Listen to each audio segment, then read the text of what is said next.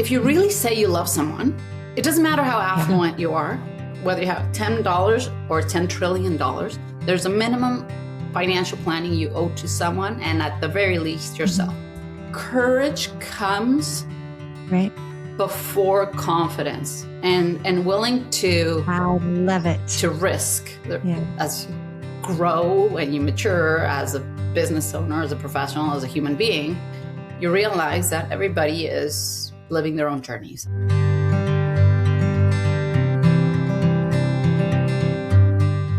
Welcome to the Future Walk podcast. I'm Sarah Draper, and I'm so glad you're here. Today, I'm joined by Elke Rubach. Elke is the founder of Rubach Wealth, a Toronto-based holistic family advisory firm specializing in intergenerational wealth transfer, estate planning, and philanthropy.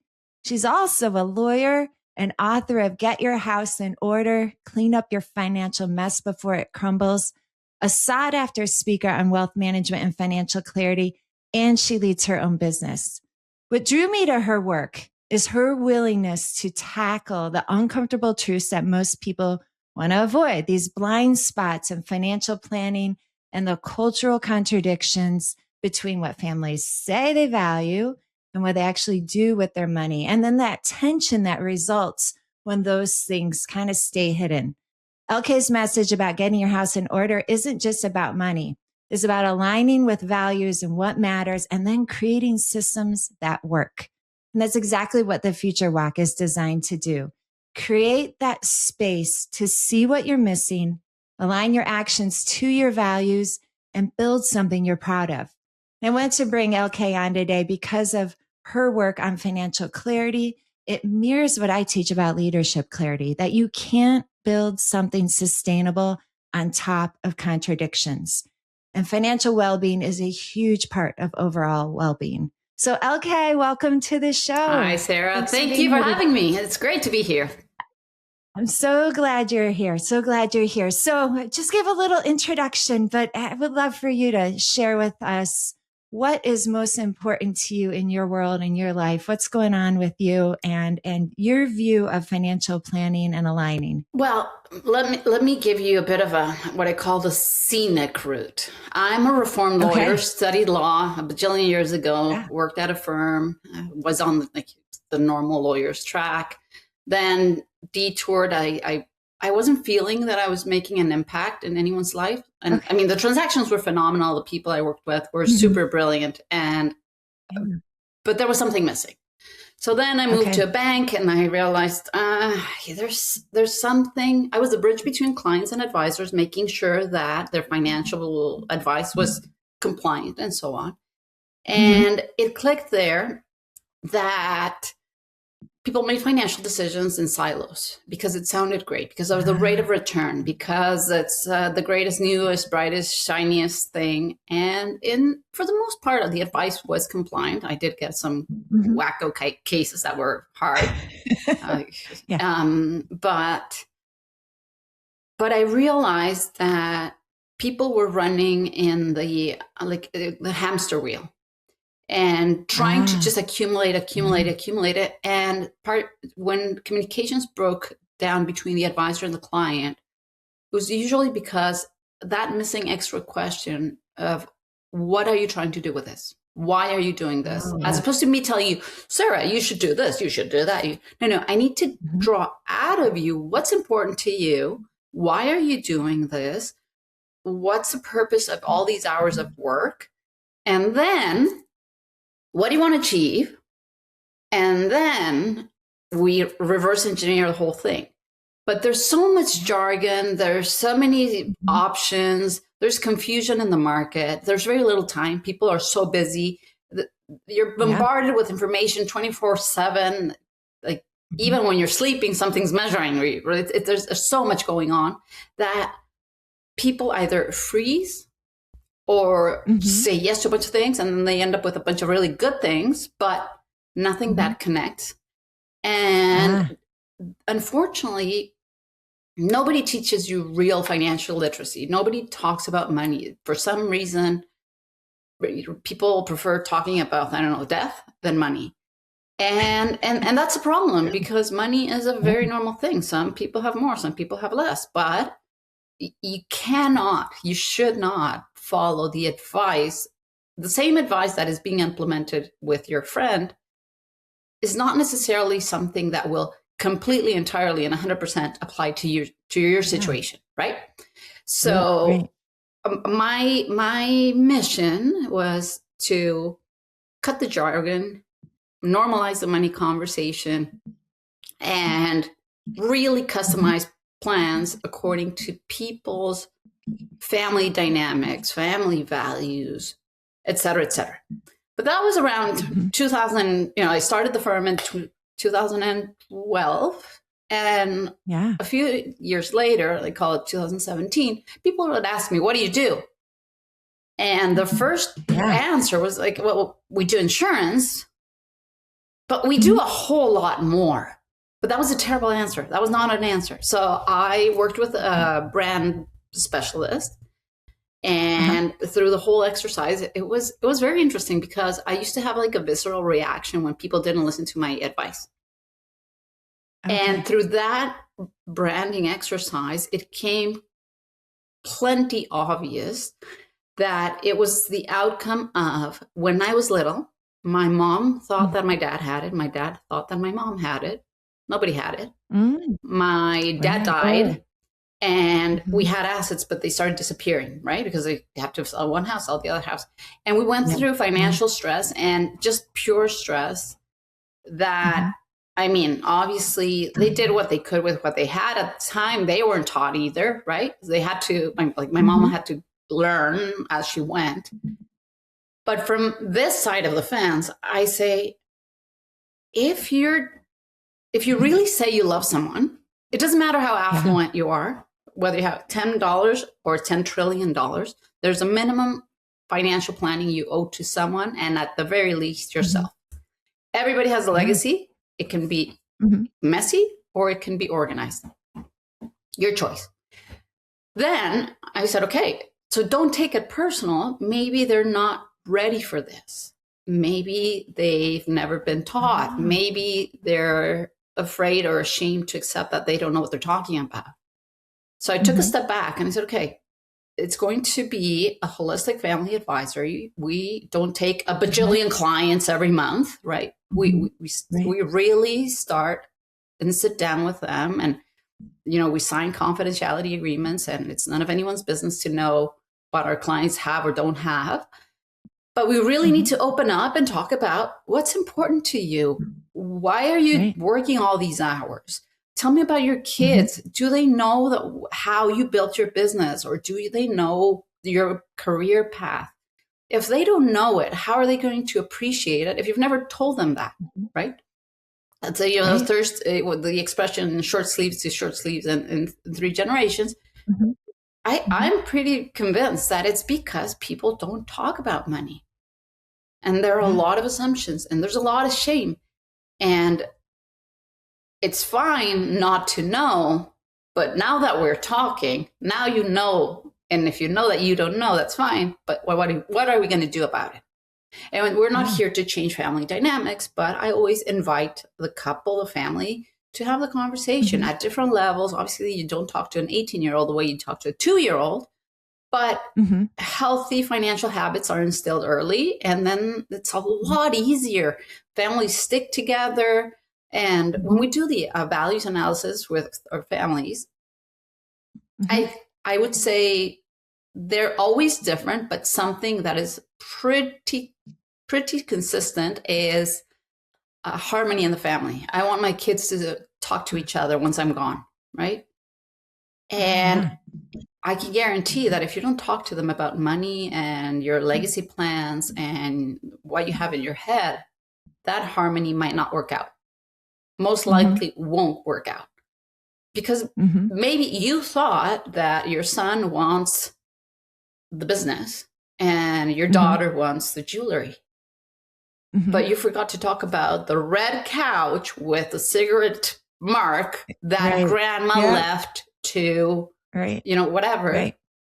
And here come the battles.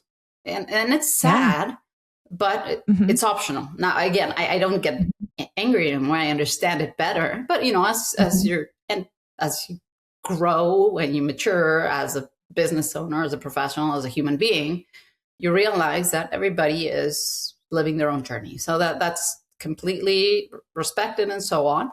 We work with people who are ready to go. Wow. Thank you. That hit on so many levels. I jotted a bunch of things down that I would love to go back to, because there is so much connection, I think, between how we view things. Mine from a leadership lens, and yours is a huge part of, you are a leader, so you see it that way. But even like way down, all the way back to your sort of origin of why you think about finances and holistic planning and involving the whole family, going back to your upbringing and the experiences you had there. So thank you for all of that. Normalizing this conversation, right? I'd love to dig into this a little bit, because in my own life, my husband and I strive to do this very same thing, because I think maybe generationally we didn't have either of us as much in our background, right? And so we strive to do the same thing. I'm kind of going through a bunch of things with my mom. My dad has passed, and working through those things. That normalizing this conversation is a really important part of it. Would you be willing to share some of the tools or techniques or tips you have for people who haven't been in an environment where this is talked about? You could probably apply the same thing to health discussions or things like that. There are certain things for some reason we don't talk about in whatever environment we're in and whatever family life we're in. But what are some of the ways you get people to share, so you can even start to have that conversation, right? To build toward that holistic, to build toward that values alignment. Well, I mean, obviously, we need hard numbers. We need to know what they have. Let's see how many toys we have to see what game we can play. So they send that information ahead of time, and I mean, that's the boring part. How much you paid in taxes. How much you have in your investment accounts. How much you have here. That's easy. But when you go in and talk to people, I need to know that the couple, first of all, I want the couple in the meeting, because I start reading body language. Like if somebody starts sinking or going back, or the body language, there's a lot of reading going on there, right? And we make it human. It's a conversation not different from what we're doing right now. It's, what are you proud of? And I'm like, I thought this was a financial meeting. Like, what are you proud of? Right. Yeah. What are you scared of? What keeps you up at night? We don't ask about numbers. It's never, ever, ever, ever about money. Yep. And then you can tell, that there are misunderstandings, or there's lack of communication, or there are assumptions, or, they come from very different backgrounds, right? Not only interracial, interreligion, like the world is a melting pot, right? And I have couples that agree on A, B, C. They're a little bit off on D and completely off on E. So we look for, okay, let's talk about D and E. Let's figure out how to make D and E happen, right? But we also have people that the only thing they have in common is their marriage certificate. They're completely off. They're one's a super saver and the other one's a super spender. And they get along fine, but there's no clarity. And then every now and then that brings up friction. And the people we work with, they know they can afford it, but they don't have the certainty that they'll never outrun their savings. And there are people that have a lot of money, but there's still that fear. And that fear. Independence is financial or non-existent. And we talk about those things, and every conversation is different, right? But you have to be proud of something. And that's the first question. Like, what are you proud of? Your kids, your enterprise, I don't know, the way you grow your plants, or something has to make you happy. There has to be a purpose, because then you can apply that purpose to the plan that reflects you, as opposed to some model system that it's 3 + 2 + 7 equals 12, and then off you go, divided by 12. You need to save 18% of your that doesn't work, because then that doesn't excite people. and then they don't follow the plan. Right. Right. Right.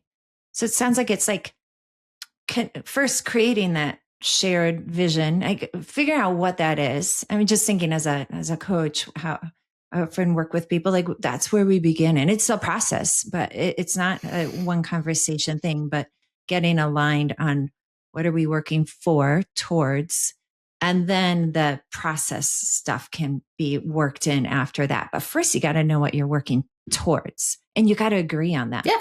Or agree to disagree. And then you plan separately, right? I can't force people into something. Yeah. Right. But if you discover that there are misalignments, okay, let's talk about them. So that's why I'm a big supporter and proponent of cohabitation agreements and prenups and all these things, because you're young enough that you probably own nothing. So you should be able to talk about these things when you love each other and you've got googly eyes and all these things. You can change those agreements later on, right? Once the kids arrive, who's going to look after the kids? Who's going to bring in the money? Or are we both going to work? How are we going to pay for this? Those agreements can be changed, but it's better to have something in place, because at least that started the conversation, than having to start the conversation when the lawyers are involved. There are a bunch of assets in the middle and everybody wants to murder each other, and that's not nice. We don't want that. No, I definitely don't want that. Figuring it out at the beginning. How do you kind of taking a little bit step into your own life, just maybe starting here as a leader? So she's a lawyer, she's an author, she speaks 4 languages, she's raised kids, she's runs a business with multiple employees and has done it all successfully, right? So let's look at the leadership side. Like, how do you apply some of these same principles and mindsets into your own leadership with your business? I would absolutely lie to you if I gave you a concrete one answer only. It's like, really a little bit of, I feel like I'm in the bumper cars, that you go left and the car goes right, and they go right and goes left. So there's a little bit of chaos and creation. I rely, when people tell you that they've never made a mistake, that's where they lose me. Right? We all make mistakes. Thank you. We try, and it's fine. And, somebody taught me that a mistake is literally a missed take. You can do it again, right? Oh, that's great. A mistake. I love it. Yes. So try it again and try it again. And there are things that, are there for a season and then they might end. And always treat everyone with respect. And I am the first one to admit I have an incredible amount of energy, and it's really, really hard to keep up with. Like, I learned relatively early on that I cannot expect people to keep up with my schedule or my energy. Therefore, I need a team. I can't just have a person, because I'm going to drive that person into some sort of addiction. So we don't want that. We don't want that. So I have a team, and I love working with people who challenge my ideas, who say no, who says, did you think that one through? And I kind of sort of did, but now that you make me think about it, so humble enough to know that I don't have all the answers. And that's also brought into the world of services that we bring to clients. I don't do the plans all on my own. And this is not a trench coat approach, right? I got this, I got that. No, I have a team, and we have different experts that look at different sides of your thing. And even if we're all looking at the same thing, if that day one's hormonal, the other one's underslept, and the other one's crabby, we're all going to look at the same thing from a different lens. And the 3 views are going to bring up a better result for the client. And what I want is for the client not to feel alone. And the client, I mean the family, especially the children, to feel that they're not alone. Because they're at the top, it's lonely, like as a leader, and as a business owner, or as a family member, there are things you can share and there are things that you can't, right? And because they're either ideas that are not fully baked, or you had a really bad day and you're incredibly vulnerable or weak or raw, or so just keeping it human, I think has helped me, I don't know, lead if you want. It's great. Yeah. I mean, it takes an incredible amount of confidence as a leader, earned confidence. And I want to get to that piece, to be able to show that, hey, I don't have everything together. We're figuring this out. We're a team. That's why I've brought these diverse people together for different ideas. But even on our best days, we still aren't aligned. So then when something is different in another human who's part of that team, right, the rest of us can adjust and adapt. So it takes an incredible amount of confidence and vision for a leader to recognize that, because sometimes it can feel like you're all on your own. You got to look like you have it all together.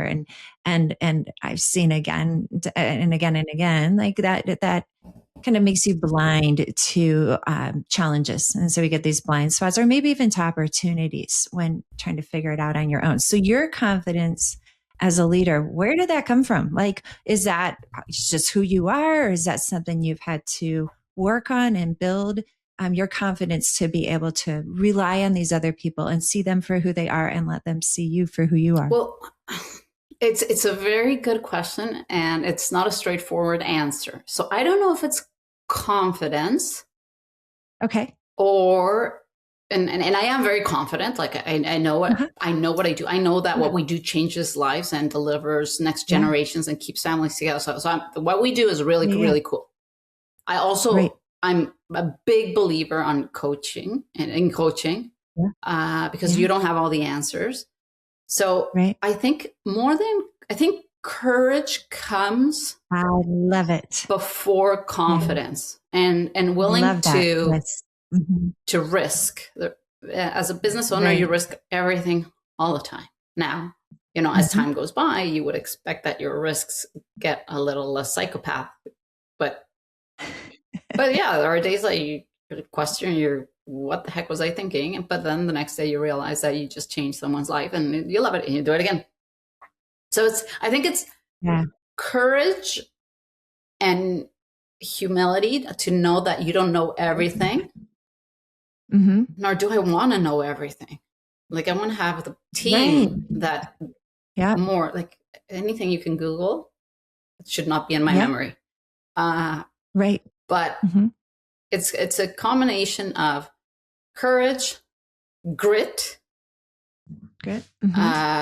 determination, with a pinch of stubbornness and another pinch of craziness. I think that's how you do it. Because confidence can also be misinterpreted with cockiness.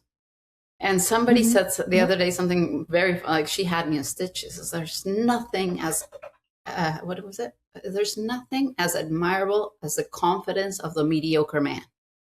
When people say something like, because this is the answer, it might be, it might not be. Who knows? It might be today, but it might change tomorrow. So I think that's how I approach it. Everything changes. Not everything is, the way you see it. Maybe that day you were underslept or something and you missed a detail, but you have to accept. And we also tell clients, we own mistakes.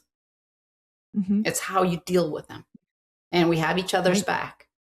So when you have the right team, and that's an ongoing exercise, building and, trimming and building and trimming and building and trimming,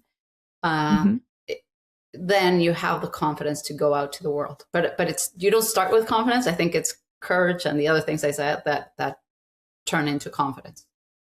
I love it. Yeah. I mean, courage comes before confidence. That's great. Humility, grit, determination. Then to what you said before about a mistake and being able to pull those things together. So it sounds like you run your business. That sounds very formulaic. Like you lead, you create the team environment that you're kind of asking your families to do and guiding your families through, creating that same level of openness with those conversations, that same alignment or recognition when there isn't alignment, and agree to disagree where there's not. Like you approach these very similarly. Yeah. I use analogies all the time. We can all go to the gym. What are the options? You go to the gym, you find a bench, you pull your phone, you check Instagram, and then you leave the gym because you have to go to work. Did you go to the gym? Yes, you did. Crazy. Right? That bench. Right. Yeah. Or you print your buddy's workout, but you, like in my case, I'm an impressive 5'6", 125-pound thing, and I just happen to have printed my buddy who's a CrossFitter, can do 3,000 burpees and 2,000 pull-ups while he's lifting 200 pounds. Right. Yeah. There's a good chance that I'm gonna hurt myself or I'm not gonna do it. More the latter, if you have common sense. Or you start slowly and you build your own plan and you talk to someone who knows what they're doing and you say, listen, I would like to. Don't assume I want to be a bodybuilder. That's a no for me.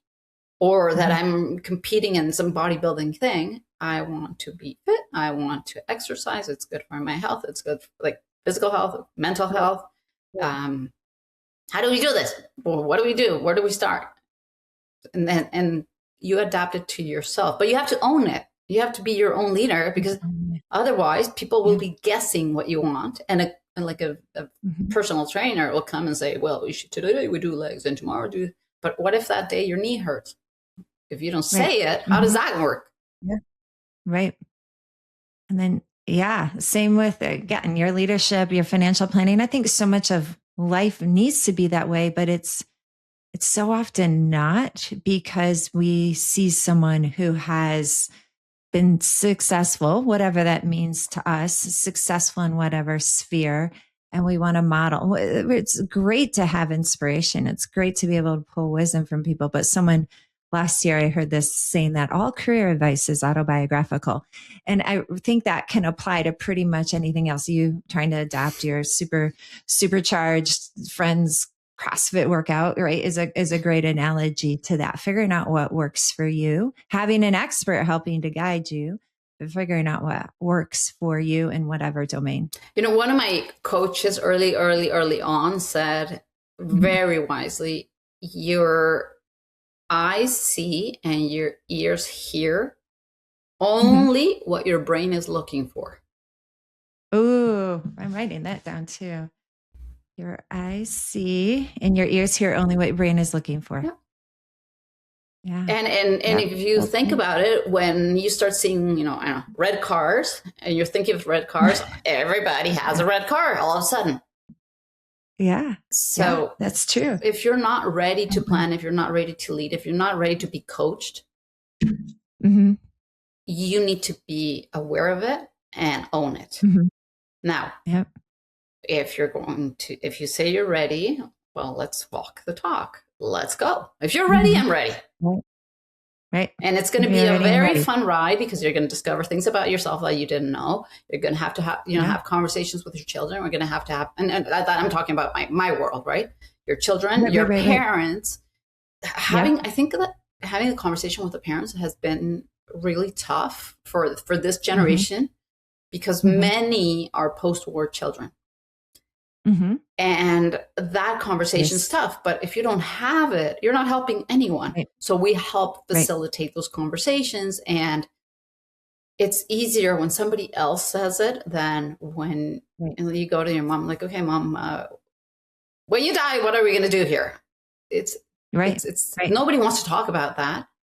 But no. Or what even do you have? Long before, what are we going to do with all this? But what is there? Where is it? How do we, what do you want to happen? And now it's even crazier. Like I wouldn't say I'm perfect talking to my kids about money, but we talk about money and they know about mortgage and they know about this and that and like the obvious basic and accounts and this and that. And the other day I said, I have to go to the safe. And the three looked at me, what? I'm like, that's right. How would you know that under a bank, there's a box with a funky key that needs a second key that has my grandmother's jewels? Oh my goodness. Because nowadays, first of all, who goes to the bank? And B, Right. Uh-huh. and if you don't put that in your will, or like put a, I don't know, post it somewhere that says there's a safe Right. somewhere, how would people know? Yep. So many things go missing. And those are all the conversations Yes. that you miss. But not because I didn't want to Yep. tell them. It's like, I didn't even think about it.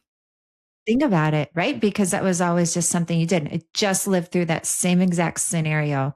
And my brother got in the safety deposit box last week finally because I found this random key in the house when I was cleaning it up. So, yes, like that's a really great example of this much bigger conversation that generationally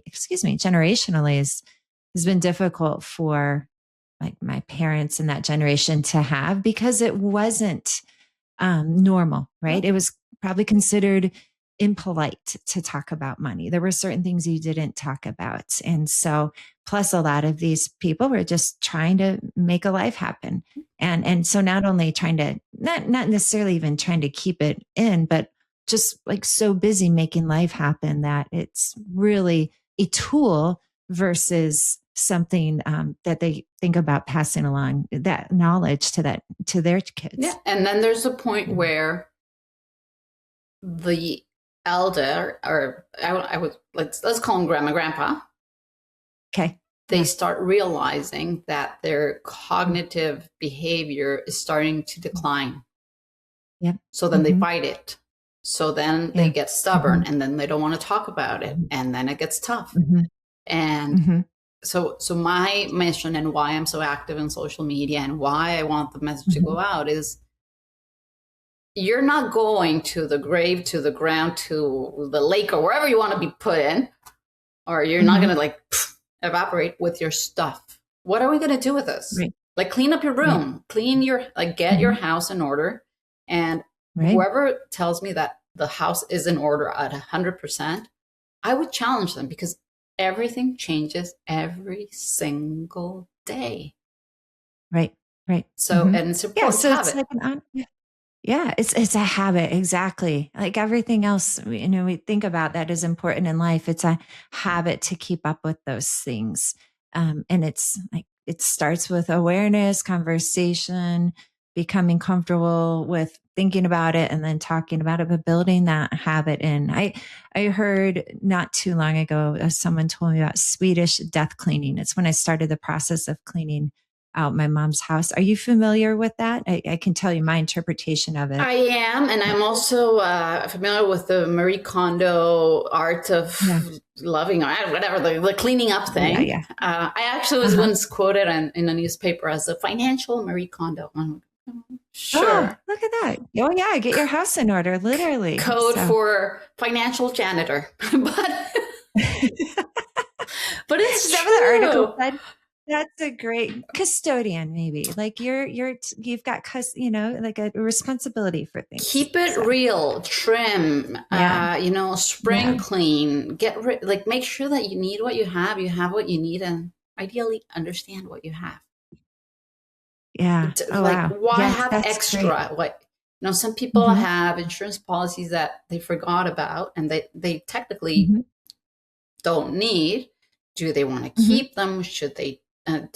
I say never, ever cancel a policy, because you can do wonderful things with a policy, even if you don't need it. There are strategies behind them, right? But don't just toss, because that could have been grandma's denture that you tossed. So don't do that. But let's put everything together and let's say, okay, put everything in nice little cubby holes, and what really is not needed, okay, let's find a good home for that.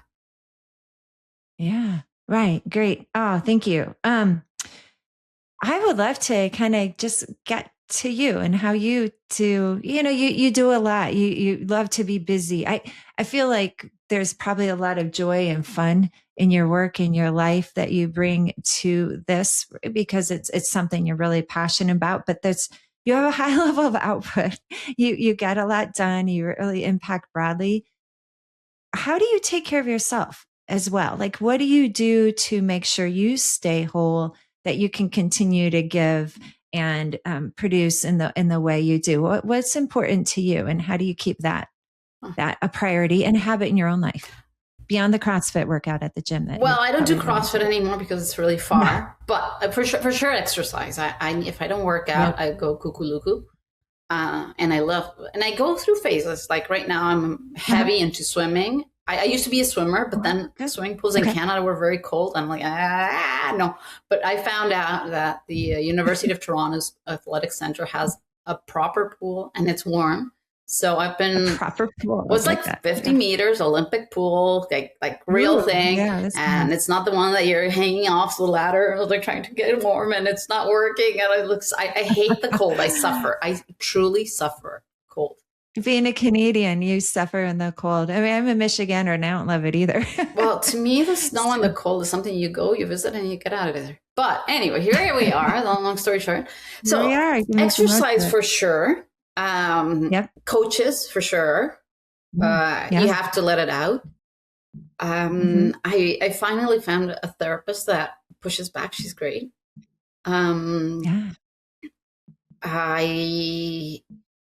My friends, for sure, we have a yearly trip, and this one's coming up, and I cannot wait because we're all turning and we're traveling and we're going far. So it's super exciting. So that'll be fun. And the other thing I do that, truth be told, I don't do enough is I go hard. And then every 3 months or so, I kind of like crash. And then I disappear for 3-4 days.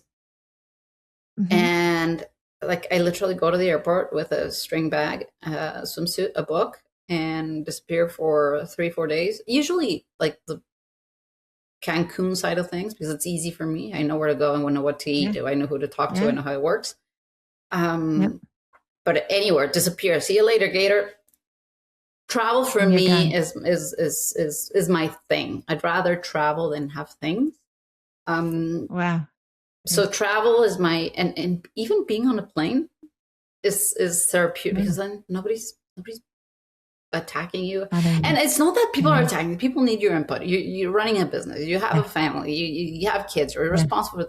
But every now and then it's kind of like the centering. Do I get it perfect now? Does my therapist yell at me? Yes. Am I trying? Yes. But I think I've gotten much better. And now it's not every 3 months that I wait till I crash. I do have my Saturdays. I do not work, period. Great. Not because I don't have work, but we can stop for a day. It's fine. And then intentionally booking time off, which is good. And the pool, when you're swimming, you can't really do anything. You can't check emails on in the pool. You can't multitask. No, it's almost meditative in a way and physical. I strongly advise against checking your emails in the pool while you're swimming laps. It doesn't work. I love that. You hit I think of different domains of taking care of yourself, right? You've got your physical, the state stuff, your traits, that's your mind. You've got your therapy, you've got what you do to take care of yourself, your coaches, and then the relate, your friendships. And then you build it into cycles where weekly you have a day of rest. Rest is critical to grow, to be able to think creatively, to see problems differently, right? You're faced with a lot of problems in your work that you need to think differently about, and rest gives you that chance to do that. And then building this into your cycle to completely disconnect. Every few months, you get your chance to, I don't know if it's a reset. What would you say is a recovery reset, or is it just a chance to just be and not worry about whatever happens? It's, the first trip we took, it was the outcome of COVID, Zoom meeting thing. And arguably there was one glass of wine, and then followed by another one and another one. And then the next day we're like, did we actually book a non-refundable trip to Iceland? I think we did. Ooh, anyway, wow. Well, so we got to Iceland, and it was the first time we had left the kids behind, right? And we flew in from one from Belgium, one from New York, Mexico, Toronto. Gosh, amazing. At the beginning, we were like, kids. 2 hours in, we're like, one kid, yay! It was all good. But, Right. the other thing that this other coach said that is very, very true. I have a very twisted sense of humor, and I don't know, I have fun with myself, I guess. He said, when everybody starts sounding stupid, there's a good chance it's time for you to take time off. Oh, that's really, because really, when you're fighting insightful. everyone, and then you're like, why are you doing it? Like, why are you not acting fast? Well, you're burnt out. So go to your room Yeah. and think about your things. Think about what you just did. Yeah. And Yeah. and it's true. So you have to reset. Do I do it religiously? Ish. But the other thing too is I'm and that's what I'm working on, is trying to be kinder to myself and not seek perfect Saturdays, perfect weeks, perfect, because every time I try, it goes sideways. So we're rolling with the punches and acknowledge that you don't have everything, and that some things will be fine here, some things will be not there. And it's not that easy. It's easier said than done, but I'm working on it.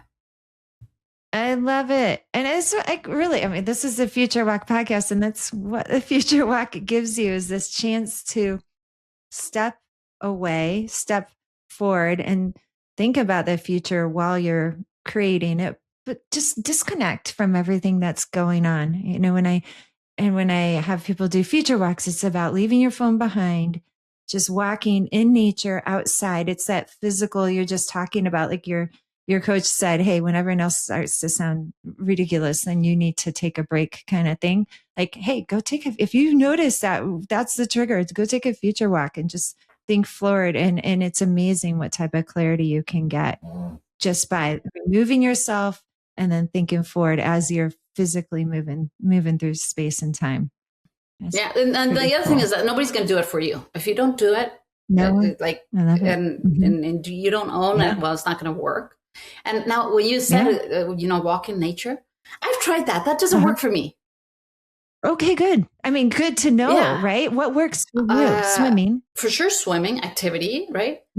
But when I'm really, really, really, really, really like done with everything, the beach. I mean, to me, walk in nature means walking through a forest, seeing the little bird, the squirrel, and that. I'm like, no, I need beach. I need just the sound of the ocean, and particularly at night. Oh, it's beautiful. It's humbling. Heavenly. Because that the ocean is kind of like at its toughest, right? And then you're listening at the waves. They just crash differently when it's at night than when it's during the day, where you can see, there's a little fishy, there's a little thing. When at night you can't see what's going on, and you just see the wave go. I know that's my thing, because then you really can't go anywhere. Yeah, that's your thing. Do you ever do walks on the beach, or do you like to just sit and watch it happen? No, I can sit for like 20 minutes. 3 minutes. If I fall asleep, I'll take it. Good. But it's either swimming, and I recently got my open dive, whatever, license. Oh yeah. And first swim, and hello shark. I was, but it was good. It was Sharky was sleeping, but it was good to see. Oh my gosh. When I got one of my certifications, I saw a giant octopus. Now I haven't dove for decades, but it was like, that is an octopus, and it's bigger than my head. Really? I've never seen an octopus. It was in the Pacific Northwest. Anyhow.